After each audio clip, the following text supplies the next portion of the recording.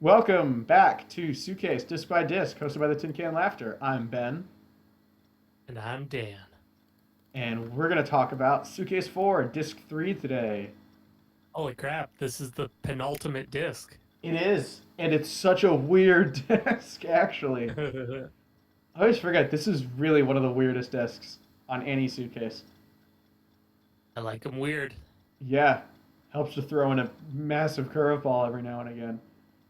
Yeah. All right. Oh man, you're right. There's some Mm-hmm. weird stuff. Okay. I think well, it actually starts fairly normal. It starts with Bellboy Stomp, which is Yeah, he rises our Union Bellboy from Class Clown Spots a UFO, but I love it's that. from the 80s. Yeah. What's cool about this one is this old version is an instrumental. Mm-hmm. Um, so I feel like it's kind of like a song that was started back in the 80s that he finished. It's not like a remake so much Mm-hmm. as taking some raw material and Yeah, just making a new song. So yeah, I like that. and it's It's a still a. great Mm-hmm. Oh yeah, finish. mm, it's a great opener on Class Clown Spots a UFO, and it's a great opener here. Yeah, Like especially it's a cool song. especially because it's kind of like I'll Choose You and Heavy Like the World, where they're not exactly the same either.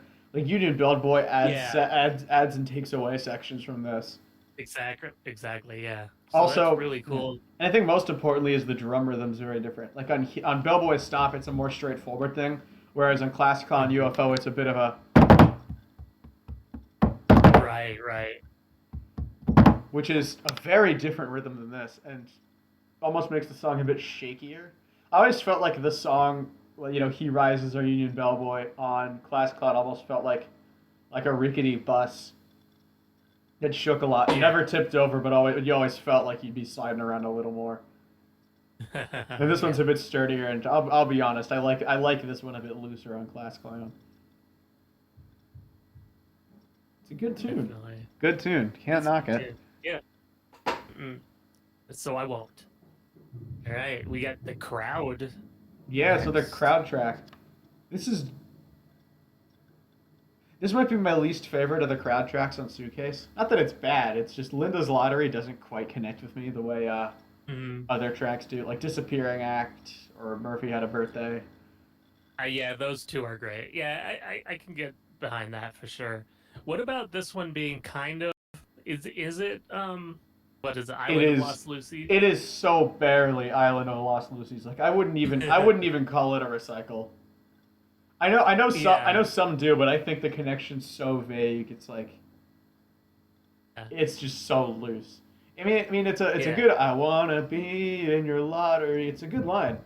Also, not Mhm. the only song Bob has written about Linda. There's a track on Warp and Wolf called "More Reduction, Linda," That's which true. I is didn't make that connection. heavenly.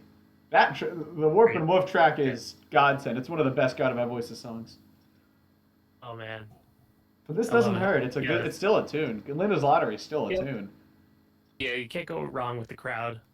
It's fun Yeah, to compile all those crowd songs, that's like a little mini playlist within Suitcase 4. So yeah. It's nice I little EP. recommend that. Yeah, and I know we've mentioned it before, but these episodes are long. I don't expect everyone to listen to all of them. Bit of insight over on the Guided by Voices board, Disarm the Settlers.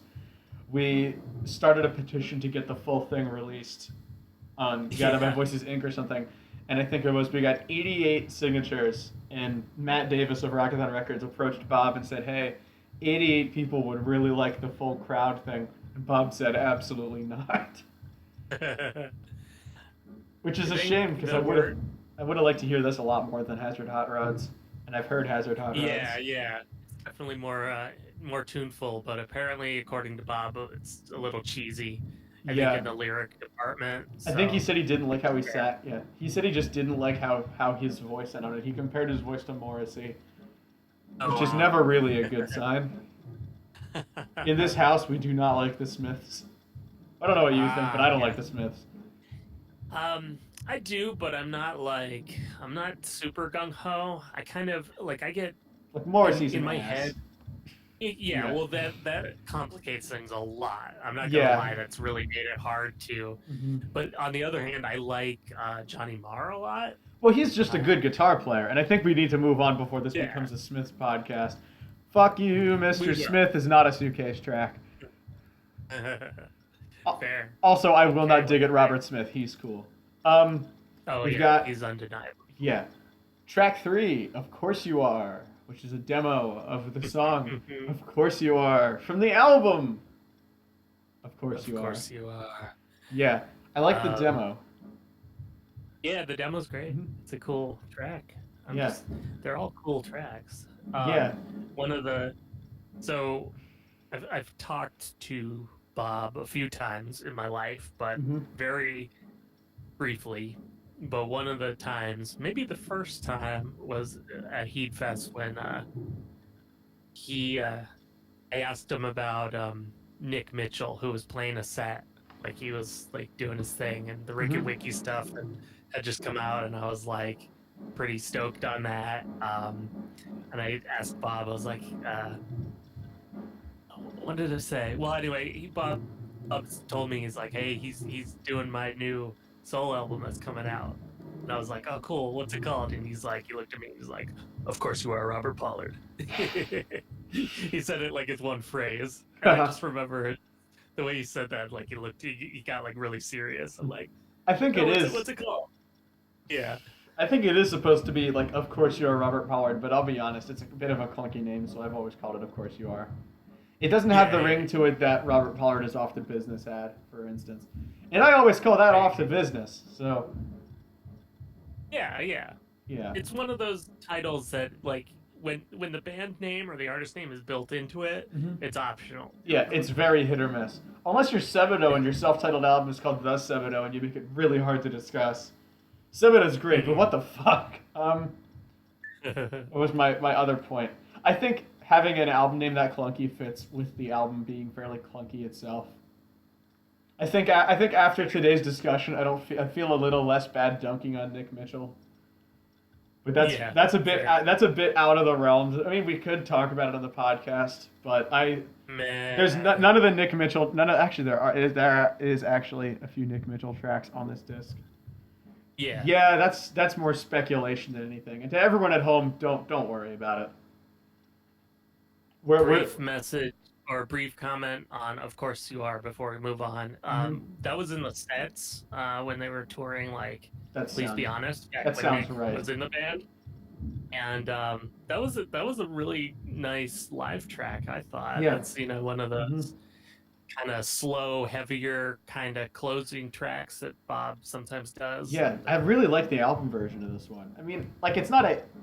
I still think under a different producer or musician it would have sounded a lot better, but I think it's one of the best. It's one of the stronger tracks in the album, relatively speaking. yeah, But it also just begs for a Todd production. Let's be honest. yeah, Please fair. be But please be what honest.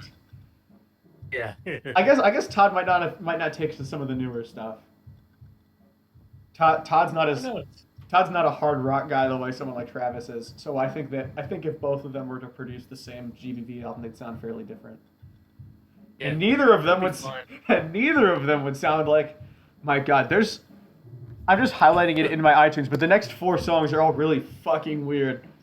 So if you don't wow, mind, they are. I'm gonna get bold and and I think we should discuss all four of them in one group, despite them all being from different time periods, because I think we have to Let's admire the absolute oddball stretch of pinpoints on the anal zone, city with fear, she doesn't know why, and I've been pigeon tripping. All right, first, pinpoints on the anal zone. I think this is on Crickets, called Lugnut Blues. This is yeah. one of my favorite songs on the disc. I could not tell you why. No, that's funny. When this was on Crickets, and I had Crickets on in the car a lot, Hmm. this was one. I think I told the story before about April, like Hmm. kind of kind of commenting on a song that I thought was kind of like annoying or something, and she's like, "Oh, I like it." This was one that kind of hit her. She just thought it was. She's like, "Is Bob drunk?" I mean, So I'll be honest, it could probably, be, because yeah, because the guitar is detuned, but only really like one string is detuned. I think the E is tuned yeah, down to C. Just because I've tried to play this song since, because I think the guitar playing is actually I really like the guitar playing in this one. It sounds like the E is tuned down to C sharp, but the rest of the guitar is a standard. It sounds really strange It's as a result. yeah, I and have. it's obviously like a rambly kind of extemporaneous song, but he Mhm. hits on some really interesting moments. There's a part I Mhm. would call it like the standout or like the hookiest part of the When he starts song. hitting the It higher kind notes of near the end. yeah, Hmm. that part reminds me of something that would be on standard Gargoyle Decisions. I There's could see there's that. a few songs on there that kind of have the same little vibe where there's like maybe like a breakdown where you've got like single guitar notes and like a really interesting hooky vocal melody that just kind of evaporates. Hmm. It's a track like that. It could I be gotcha. Psycho and the Birds, Yeah, kind maybe. of. Yeah. I think it's what's really interesting with this song is I can't place the recording date because clearly it was recorded before Crickets came out, Hmm. but it's late enough that it's Bob's voice is a lot deeper on this track than a lot of others. Yeah. But I it's a when did Crickets? Crickets was 2007. Yeah, Um, I would point it yeah, but then it's relatively I contemporaneous have with to that, believe like it's maybe that just 2005. because at the same time Bob is strumming a plugged-in, amped-up electric guitar. To my understanding, Bob does not own an electric guitar and has Oh, not for quite some time. So I do not know what that is. yeah, I don't know the circumstances. Maybe it's best to not question it and just enjoy it for this little strange slice yeah, of magic that it is. Because I think yeah. the other We, three songs are a little easier to place. yeah, we pretty much know City with Fear is, well, it's Uh, Nightwalker for one thing, but it's those little bastards uh, will bite. The 11-minute jam that caused, for a brief period, Bob's wife to very seriously consider divorcing him in the early '90s. It's Bob and Mitch, absolutely shit faced, and in their state of intoxication, writing Postal Blowfish in the process. which There's is one of the greatest origin stories, I think, yeah, of a there's a great yeah, tune. and it's funny too because then the next stage of Postal Blowfish is on disc 4. That's There's true. another Good point. song that uses that's like built on Postal Blow. So there's Postal Blowfish, and then there's the re-recording of Postal Blowfish that's on the Kids in the Hall soundtrack, and then there's Throwing Down the Line on the other disc, and then there's Those Little Bastards, and then there's also this track, City with Fear, which is quite haunting. All interconnected. That's pretty cool. And for Yeah, a song that based on has a what never been on a proper proper album? album, Yeah, although I it think is one of their, I would it is say a popular track. yeah, I would say Postal Blowfish is in that. I don't know. I mean, no song is ever going to be in the camp of Shocker and Gloomtown for non-album Bob tracks that are worshipped. You can't top. At least the general consensus will never top Shocker and Gloomtown. But I think Yeah. Postal Blowfish and like the EP version of Dust that are probably up there with it. Yeah. If you're in the know, then like maybe some of the Pipe Dreams tracks. I know someone who for the longest time only knew two GBV releases. They knew Alien Lanes and the Pipe Dreams EP, and I was like, that is an incredibly strange combo to have there, especially considering I like Pipe Dreams a whole lot more than Alien Lanes. And because I have to clarify it every time I say it, Jeff Gomez is still wrong about Alien Lanes. Yeah. I it just doesn't register for me, but Well, you like a lot of the stuff songs, more, but yeah, you're not sitting there going Alien Lanes could have it's not been a shit. lot better. I mean, I could argue that, but I don't know what other tracks are around that time, and it's still got Game of Pricks. So how can Fair. you go wrong? You can't go wrong. You can't. All right. What's next? Before we really tangent, how far in are we? She doesn't know why. This. Oh my God. It credits Jason. It credits Joseph Airport member Jason Short, who I happen to know for writing similarly obtuse songs for Joseph Airport and Cutter. Oh Jesus. Jason Short wrote "Crappy Dracula" at E-Mall, and this song is Really? in exactly the same vein as those two. I had no idea Yeah, Jason Short was credited on this one. it's Oh, on. look at that. Yeah, Jason Short, and he's playing an instrument I have never heard of, and it That's sounds cool. Gothic hand, I guess. I have to presume it's pronounced that. I don't really know. Huh. I'm looking it up That is again because super I cool. always forget instrument. I think that's what it is. It's an it's an Indian instrument, and it's a buzz and one stringer kind of thing. It has one string, And I'll be honest, I have no idea how you'd play this. I have no idea how he plays it. I might have But to ask Jason about that. you probably have connections with him because I mean, you two are both in bands with esteemed author Matthew True. Cutter. Yeah, Jason actually helped out with Double Superfine a lot. He That mixed it and he sounds did drums on a lot that of it sounds right. I seem to recall him playing drums in that one. on the Rectangle Creep. Yep. So Yeah, yeah, that's cool.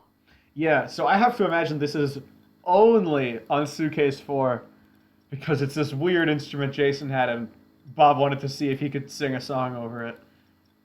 And he does, but he's also laughing like Bob's just also laughing the whole time. I Yeah, he googled that instrument name and I got an actor. yeah, you got to look up instrument cuz I also got an actor. Yeah, an Indian string instrument. Oh, look at that. Sweet. Yeah. I See, honestly did not know that. you learn something new every day. I'll say. Yeah. So for if we're speaking of tracks that just kind of exist, I think this might be one of the strangest tracks in any Suitcase, but I've been pigeon tripping. Sounds like it's not even a song. It's noise from the Elephant Joke sessions. Cause Yeah, like found sound. yeah, cause pigeon tripping's one of the weirder tracks on Elephant Jokes, which is we iterated a lot when we talked about Suitcase 3. Is an incredible album that makes a lot of people very angry, and they're all wrong because it's a great album. Um,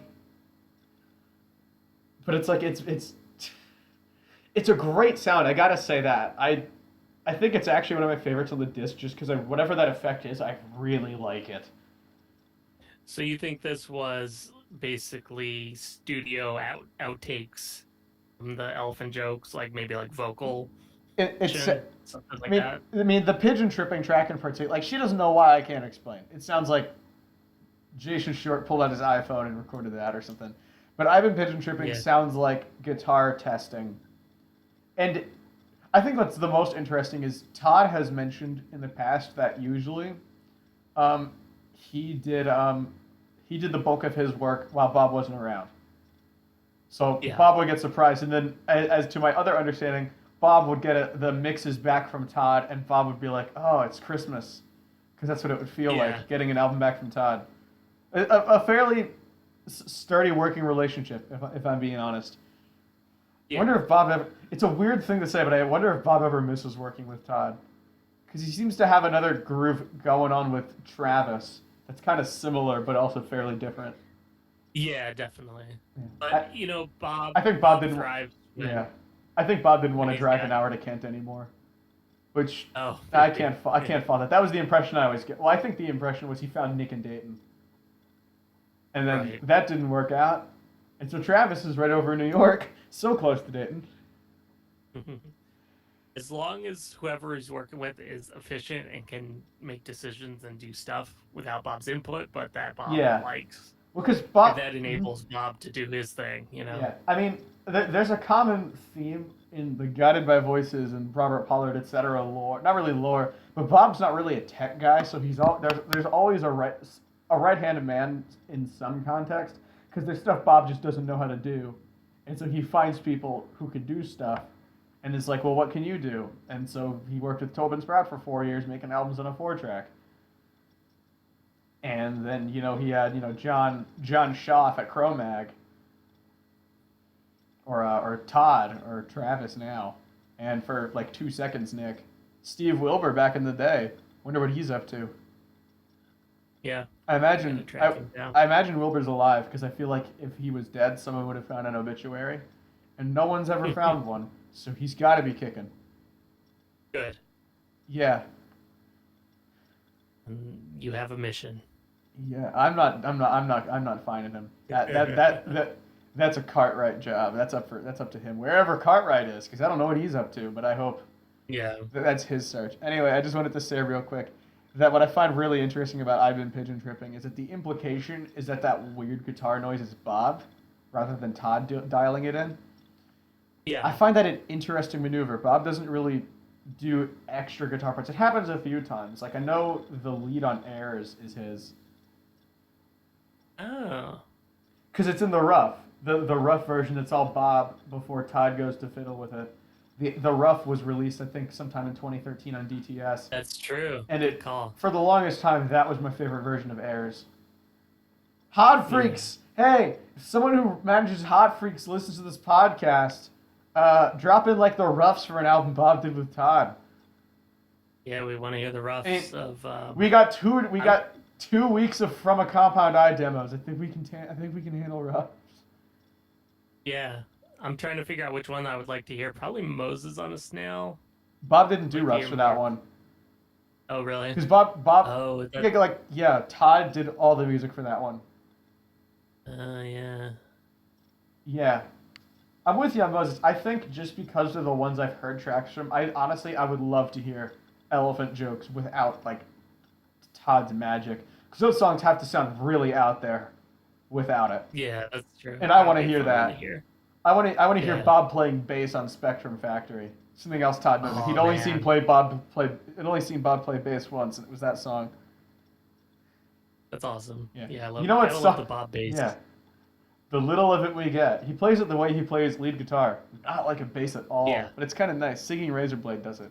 Anyway, that was a wild tangent, so we need to get back on track fast, and we have to talk about Fall All Over Yourself. Ah! Fall all over yourself, all over. That's a good one. I like Hooky. that one. Yeah, catchy. It's I guess you could call it a very quick and dirty, almost is. Alien Lane style way. It kind of is recording. actually. It is kind of Yeah. actually. Because it's under a minute and a half.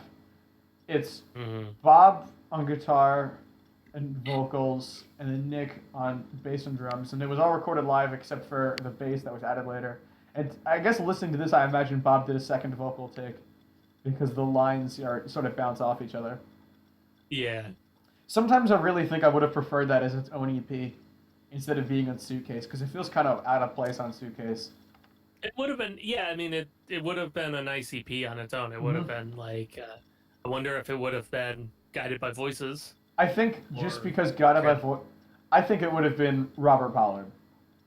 Because Yeah. so my understanding of these Kind of recordings a companion. my understanding is these recordings predate Please Be Honest, and Bob wasn't considering returning to Guided by Voices at all until he recorded Please Be Honest. That's true.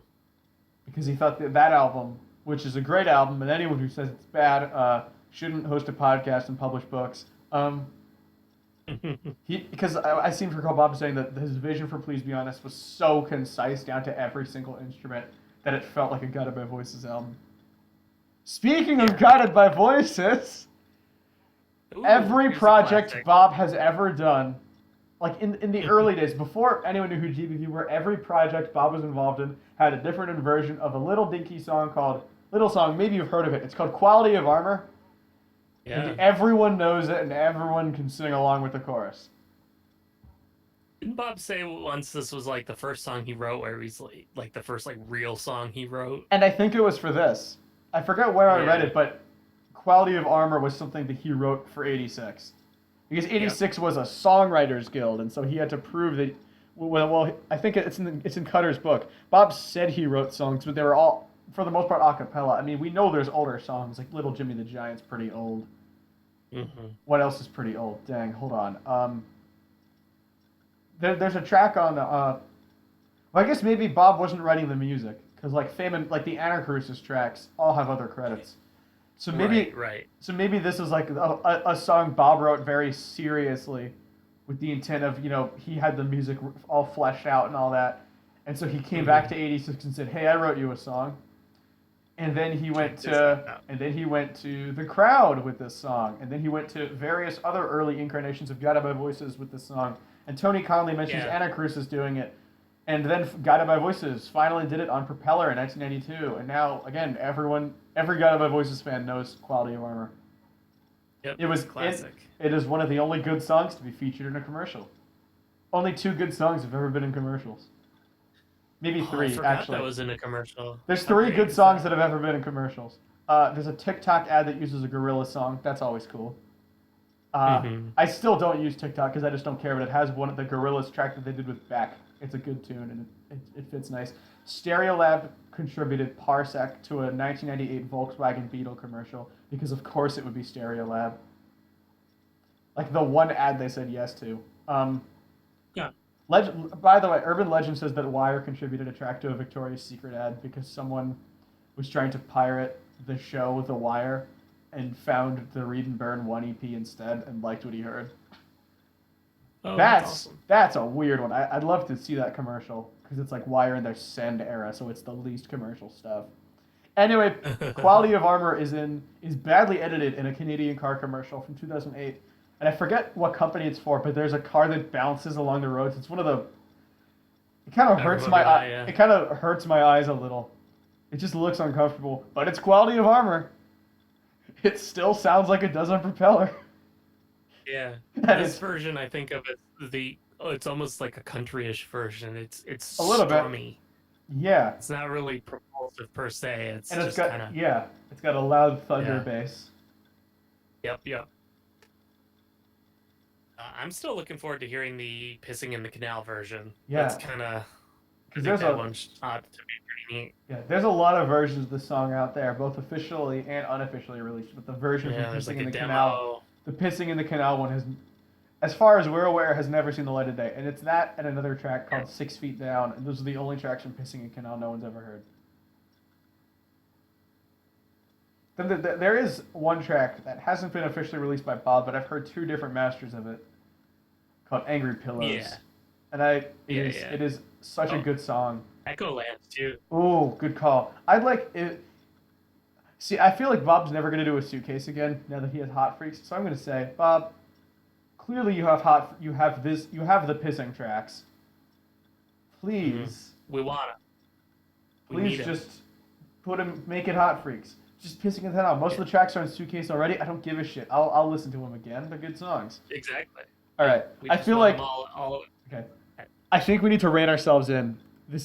We are flying. What are we doing today? We're off our game. We're 27 minutes in and have talked about 9 songs. All right. That's okay. Actually, got a no, that stretch happens. here. Actually, that kind of happens. That tends to happen. Usually, we spend more time in the earlier tracks. I think we need to blaze through some stuff in the middle because there's a few tracks near the end that warrant a lot of discussing. But we're not at those yet, so we're going to talk about the weird lo-fi tracks in the middle, such as Teeth Flashlight, Demo. This song I like how of all Yeah. the tracks on Suitcase, that actually this is are the one that's demos. labeled Demo. Demo, yeah. The only connection this has to another track is, as is tradition, it came back in Circus Devils as Gable's Earwax on Capsized. But the song itself, But did it? yeah, I think you pointed that out. It's like, hey, it's Gable's Earwax, a long time ago. But the song itself there is no other version of Teeth Flashlight. I'd like to hear it because I really like this track. It's cool. I really like Teeth Flashlight. It's always weird to say though because the implications that the teeth are flashing light and this implies a flashlight made of teeth, and they're both terrifying. Yeah. How Yeah. nightmarish. Yeah. Is okay, so what's next? Let's Make Out Make Out. by Robert Pollard and Greg Demos. Oh, jeez. This is like one big boss, right? Oh, man. Yep, just kind of a jam. I think it's from the same era as Teenage Guitar. I think Yeah. Bob did a little jam session with Demos, and Mhm. a few of those tracks ended up on the first Teenage Guitar album, and a couple of them just didn't get vocals. Yeah. So, Alfred Never's pretty out there, but that one got vocals. Although, granted, Never. Alfred Never and Court of Lions have this thing where they're not 3.5 minutes long. That's probably part of it. yeah. It's just taxing. It's long, It is pretty long. and I can't deal with that sometimes. All right. What about Busy Bee? That's kind of a vintage It's one. It's the gotta be opposite. 80s. Sounds a bit acid ranchy. Well, I mean, it's if you come back to me, I'll be as happy as a busy bee. Yeah, Bob wouldn't have written that after B1000. True. Like that's a really cheesy hook, and it's also only half a minute long, which is nice. 30-second little ditty. Yeah, it's about as short as a song called "Busy Bee" should be. Mm-hmm. Yeah. Yeah. Okay, it's been about 34 seconds. We got some Sunflower Logic Yeah. next. Okay, listeners at home Why may do you? wonder why we're speeding ahead, and it's because I'll be honest, this is just a weird string of tracks there. Sometimes there's not much to Yeah. say, but we have a lot to say about. We're gonna go on another tangent here. I can feel it. Why do you stare into the sea? Which starts. It has such a. It's a weird intro. It's It's a like, two-part song, really. why It's do two we separate stare into the recordings. sea? Yeah. Yeah, I don't know Just a why, but cool I hook. get very vague David Thomas of Perubu vibes from this one, and I Oh, don't nice. really know why. I think part of it is because I keep thinking of a Perubu track called Rhapsody in Pink, where David Thomas goes, "Oh, it's a big pink ball, a big pink ball, a big pink ball at the bottom of the sea," and it kind of feels like that sometimes. Hmm. I don't know. I mean, I don't think it's a reach to. Who are we kidding? Bob Pollard is definitely a big Perubu fan. Wouldn't put it past That'll him. be Ohio nope. pride, to my understanding. Show. Yeah, there's a recording somewhere of I'm Bob covering a Perubu song, and it's actually a quite good cover. Tim yeah. Deal's on it. Oh, nice. Oh, But yeah, you're this, right. yeah, but this recording is probably one of my favorite. I think all things considered, it might be one of the best Sunflower Project tracks on any release. I think you're right. It's one of my Yeah, favorites. because I think I it like just. that hook. Why do you stare into the sea? Yeah, that's nice. I feel like the EP is almost like not a worst of, but I almost feel like my favorite Sunflower Logic tracks aren't on the EP. Yeah. Like maybe I Was a Boy I really like, but a lot of the other tracks are stuff like this. Like I think part of Why Do You Stare Into the Sea works is because a little earlier in 2015, a little band called Rick and Wiki put out an album I don't love called Swimmer to a Liquid Armchair, but there's one song in it that towers above the rest, I think, and it's called Crystal Crystal Titanic. Titanic. And Bob sings about the high, high crystal seas. And the end of the song is Bob going, "Why do you stare into the sea?" as Kevin March delivers one of the best drumming performances on any Robert Pollard track. Yeah, that certainly rules. Yeah, it's Kevin March is a force to be reckoned with, especially when he It writes his is. own songs and they don't sound anything like GPP. Hot freak stuff. Speaking of hot freaks, that's how we learned Rock Time over here was considered for From a Compound Die. It Yeah, was that's eventually cool. it was reconsidered a bit later for We All Get Out of the Army as it became the song We All Get Out of the Army. Yeah, It's a nice Steve evolution, I think. riff, instrumental acoustic riff fest. Yeah, the album version's really good. Little Hmm. compact prog as Bob tends to do. Yeah.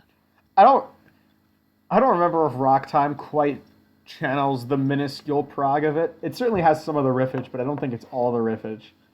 No, certainly not. It's just kind of was used for a section. Yeah, I think the section it was used on Army was paired with some lyrics from Bob's wife. that sounds right. So I think he took this instrumental and kind of matched it up to some lyrics later on, and Hmm. the the lyrics have a very loose, like there he's kind of it's not spoken word, but he's kind of It's shouted a he's thrown little. them in there. Yeah, it's Yeah. more rhythmic than like melodic, Hmm. but that suits the riff, which is also just very. I mean, it's a heavy riff. It's almost like a one chord kind of riff. Yeah. Maybe not like one. It's not really one chord, but you know what I mean, right? It's Yeah. yeah, You feel it. You feel it. yeah. Hmm. So All right. oh, What do we got good. next? We have Heartbeat. Heartbeat. It's another Figure 4 track that was recorded for the second version of Back to Saturn X. It's, Yeah. I like The Um. Garden a lot more, but I'm not going to complain about Heartbeat. Yeah, I was gonna say the same thing, but Yeah, those I still two like it. are interesting. Interesting Yeah. pair. Yeah. Heartbeat has one little good moment where Bob goes, when you're not there," and that bit's pretty awesome. That is awesome. Yeah. Can't argue against that. That bit's great. Yeah. But it's probably the best part of the song. Yeah. I can't really picture Tobin singing that part either, although he wrote the song. That is Um. true. eh, Yeah, Toby did so I write wonder. this. Yeah, I wonder if Bob had some. Probably had some Liberties. melodic or vocal. Yeah, yeah. Yeah, I could see it. I could see it. All right. Yeah, man, you're right. There's a lot of just kind of weird. in this middle stretch, like this next song, "Near as Not Late." It's I, kind I of I think it's Mitch singing every day, and not near is not yep, late. I think yep. he's singing every day. But there's a few tracks on this Suitcase where Bob fucks with the title. Oh yeah, you could be right. There's one on disc There's one. four that's probably going to inspire some interesting discussion. But more Yeah, importantly, right now, it's a good little acid ranchy track. the drum machine. Yeah, mailbox. I guess it is by that point. It's a good Yeah. little tune. There's not a ton to it, but What? it's a nice track. It's nice. Yeah. What about this next one? "Finger to the Lips." This is an Abigail acoustic French. ditty. It's another old I song. It sounds like. think so. Has a very sing-songy kind of melody. Yeah,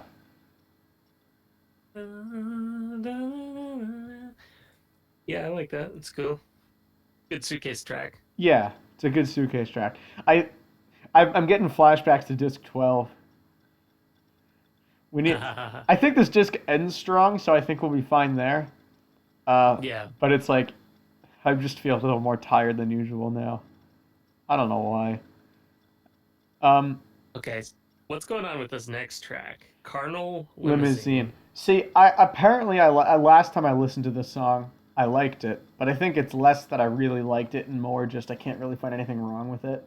It's a weird recording. Like it sounds like Bob might have had an.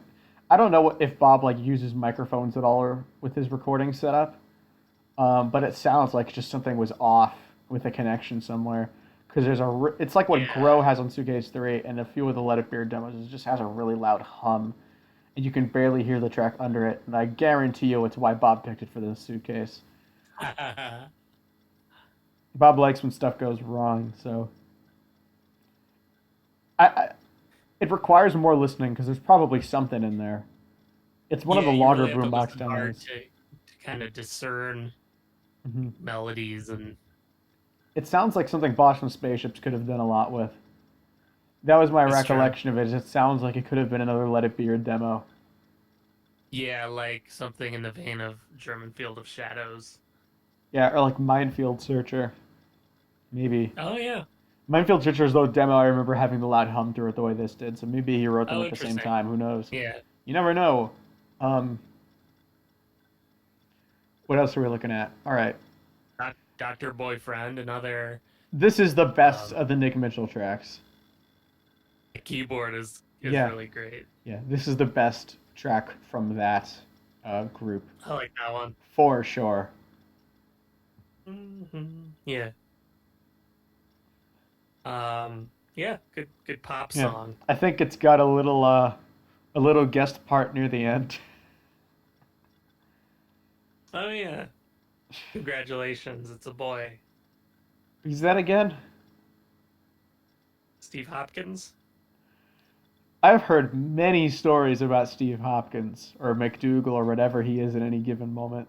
Yeah, yeah. I He have, played the Moses on the Snail show that they did, right? yeah. He did guitar on I that. texted him a few times. I didn't know it was Did you? him, but well, because I joined the board when I was 14 and I didn't know anything. So when someone posted that Yeah, phone number, I genuinely thought it was like someone and not just him. that's amazing. And once I realized I was gonna be, I mean, he did lightly hint at Teenage Guitar because I asked once, it's like, do you have lyrics for Aching Revolver? Because for whatever reason, I thought it was Bob. Because I was Yeah. an idiot. And he was like, I'm afraid I do not, but if that's your kind of thing, you might want to keep your ears out this summer. And I never made the connection that Bob would have an album out that summer that might sound like that. Oh, that's amazing. Yeah. Yeah, no, that was interesting. And because I was an idiot who was in middle school, I didn't appreciate that or anything. I don't know. Idiot. I was an idiot. And yet, I'm still on that board. I am truly amazed. Considering Davis doesn't like me, I'm amazed that they like let me stay. Maybe it's because it's been 8 years. I don't know. Yeah, Some of them you have grew on everyone. some of them have kids who are younger than me, who than me being on that board. Mhm. That's a weird way to put it, but okay. Anyway, Doctor Boyfriend is great. It's awesome. I really like it. You know what else is great? Spiraling Spiraling Epsilon. Epsilon. Do do do do do do do. Doo-doo-doo-doo-doo. It has a bit This of one could have been. it feels a Oh, go little on. it feels a little do something real to me in a way. So I Oh, could sure. I Or could skills like this, maybe. ooh, yeah. Basically it's a riff begging to be played by Doug Gillard. I think that's what It we're getting really at is. here is it's a riff that begs to be played by Doug. Yep. Invisible Train to Earth. That's another one. Yeah, yeah, yeah, good call. I could hear the riff coming back cuz it's a Yeah. tight little riff. This whole song coming back. I think it's just it's good. Yeah. It's definitely like a little it's definitely just a little weird idea, but it's a quite good idea. I Yeah. remember someone. Bring it back. I almost want to say it was Mackerel Soda, Tom from Canada, who tabbed out the whole song. That's what I seem to Oh, recall did he? happening. Yeah, Oh, nice. because I remember he tabbed out the Good riff. work, Tom. Mm. See, this is one you could cover. Hmm. I could, but I didn't. Someday. This next song is one of the best Suitcase songs. This is the best song in the disc. Oh yeah, Ugly Day of Rain and Soccer. Beautiful, Gorgeous. gorgeous. Someone once asked Bob about this song and why he didn't do anything else with it before this point, and Bob said, "Well, because it sucks." And Bob is entitled to Wrong. look. Bob is entitled to his opinion about his music, but unfortunately, I believe him to be wrong in this instance. Ugly Day How of Rain and wrong you Soccer is, are. ha! Of course you are wrong, Bob. About this, I don't want anyone taking me out of context. But come on, the song begs to be on something else. Yeah. Maybe even like Just on one of the Acid Ranch albums, because it's an old recording. Actually, it's probably better that it's here. This is a wider release. More people can hear it. But so there's a few there's some literature out there about Bob and books and whatnot. So I know there's some writing. I think it's in Jim Greer's book about where there's a section where he's asking Bob about specific songs, and Bob mentions like a really amazing songwriting session where he came up with like If We Wait and uh Paper Girl and like a bunch of mhm. like really good songs all at And once. we've heard This If We reminds Wait since. We've heard it that Yeah, version of If We Wait. yeah, Hmm. exactly. Yeah. So this reminds me of it, I like something cut from the same cloth. Like Potentially, I, yeah. I don't know if it necessarily was or not, but it almost reminds me of like really like a classic song that in very embryonic form. Potentially. I don't Um, think it is anything, but I see what you're getting at. It's a but little bit that's what I'm like saying. Yeah, it's a bit like the medley on Suitcase One. It kind of feels like that. yeah. That's what I'm Hmm. saying. Like, yeah, it didn't turn into anything, but I feel like it could have. It Like, should there's have. that. It really Yeah. should have. I think we did pretty well in the pace because now we're at 43 minutes with 4 songs left to discuss. God, I Yes, think we got caught up. we spent so long in the beginning that we just went lightning fast in the middle, and now it feels like disc 12 again. I Yeah, promise but you, the closing disc will be more engaging than this. yeah, but for Ugly Day of Rain and Soccer, first of all, that title so evocative. Oh yeah, Um, because you can picture oh it. yeah.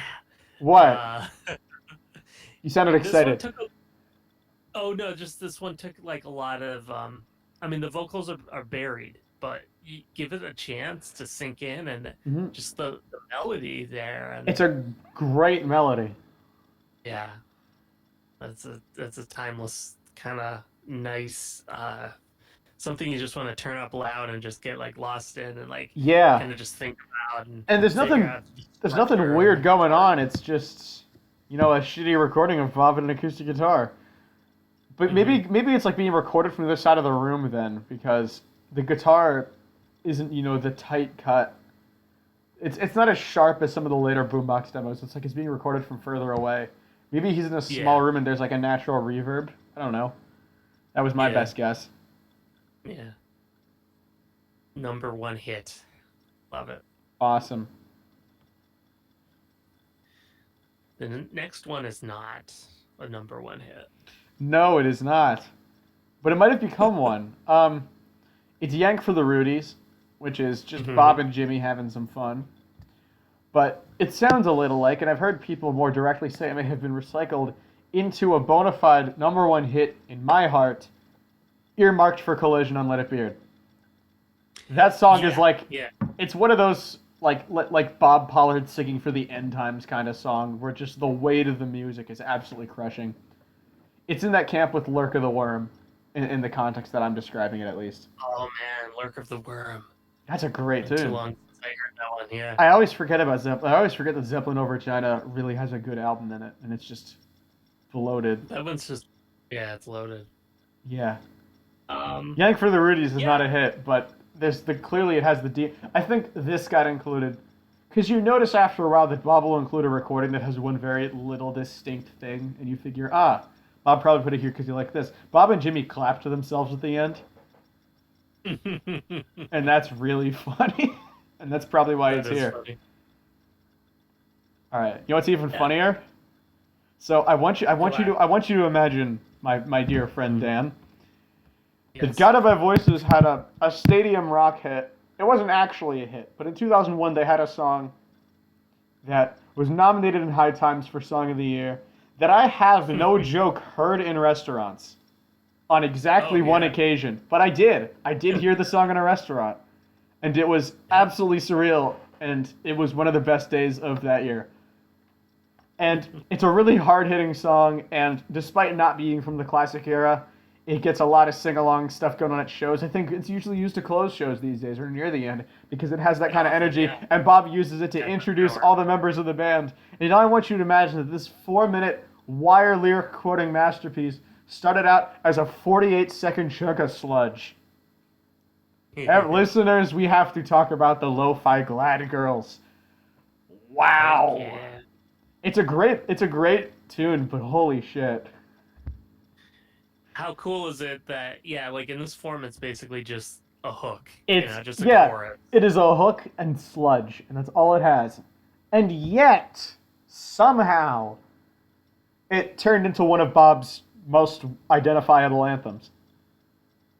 And most like hard hitting, like just powerhouse tunes with Yeah. all chorus. Yeah, like the final version of the song is it's like a rare Bob song where there's really no catch to it. It is a straight up pop song.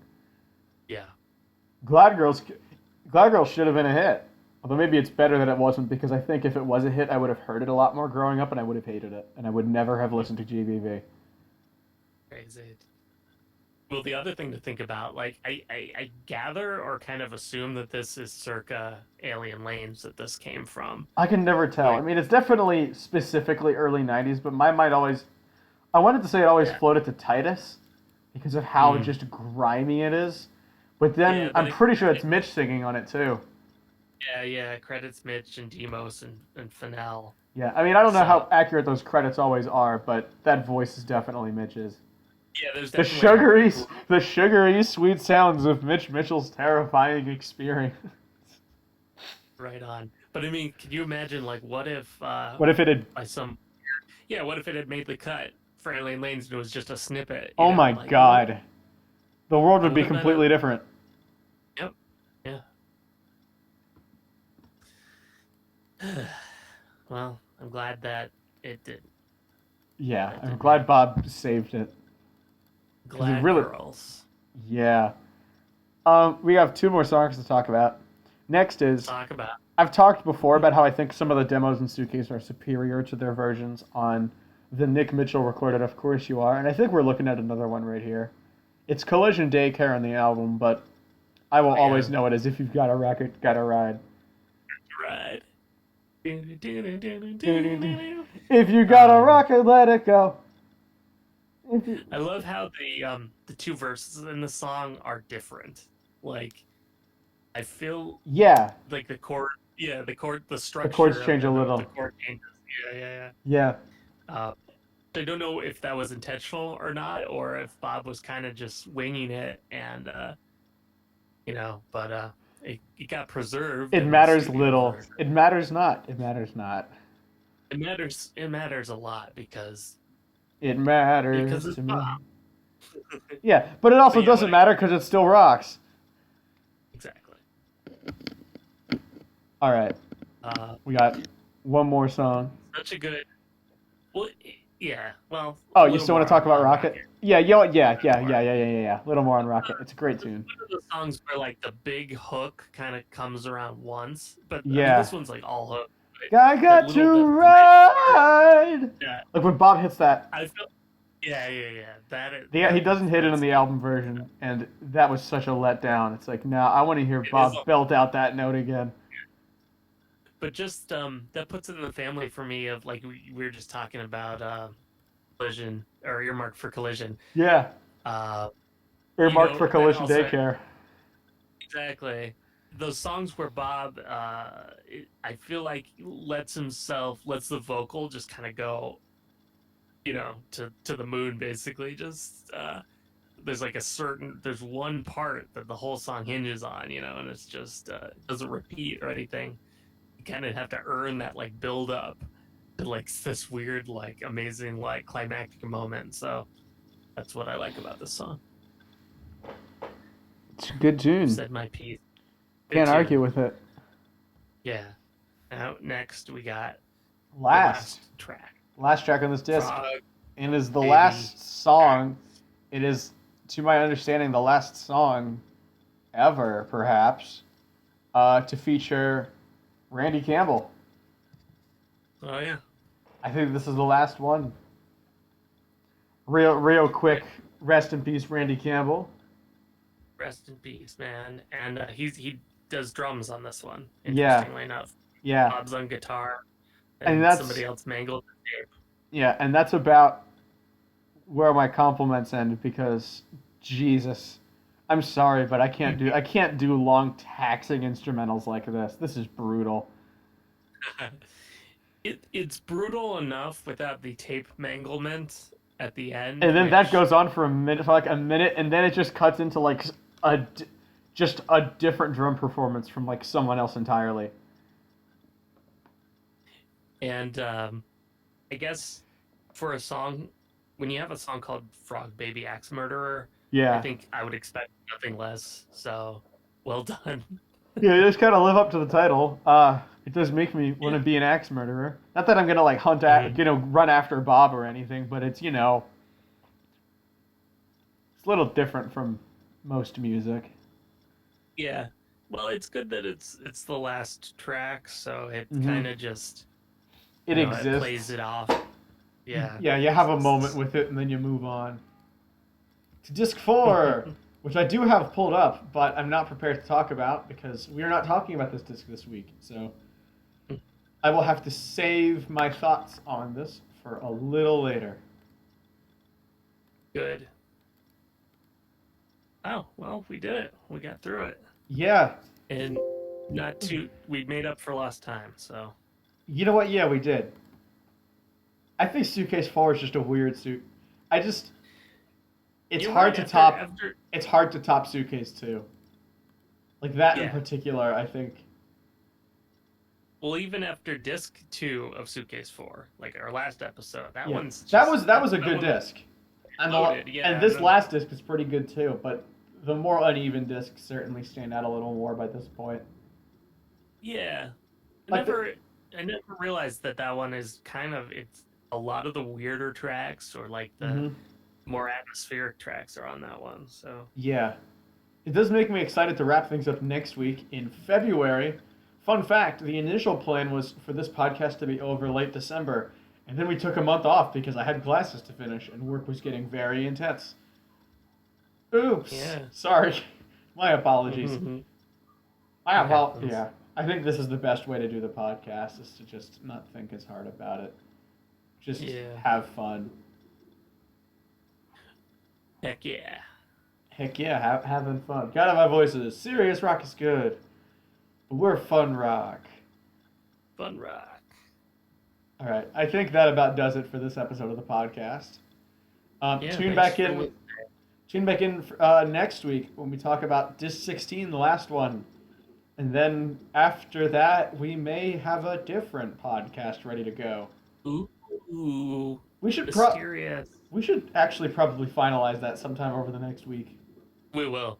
Yeah, I think we should We're because almost there. Yeah, we will. my classes this final semester I have are a lot lighter than they were last time. So A lot I what? a lot lighter than before. Like I don't have any big Oh, video okay. classes that wreck my computer, so I think I will Perfect. have reliable time to do this top secret project that has been in development for a long time. Since we were still talking about the first suitcase, I do believe. Someone approached us with an idea for a podcast of his An own. And then we idea we haven't talked couldn't about say it no to. because it's just a great idea. But Mhm. that is for a later date. Until then, Mhm. keep on suitcasing. Yep. All right. Take care, listeners. Bye. Bye.